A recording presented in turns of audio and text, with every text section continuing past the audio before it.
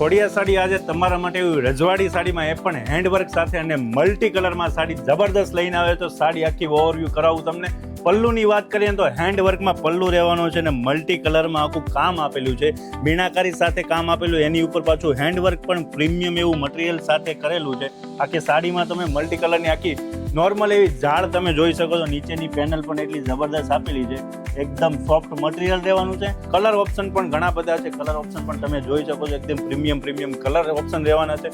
આમાંથી તમને કોઈ પણ કલર જો ગમતો હોય ને તો નીચે આપેલા નંબર પર તમે જરૂરથી ઓર્ડર પણ કરી શકો છો અથવા કોલ કરીને અમારા શોપની ઇન્ક્વાયરી પણ કરી શકો છો.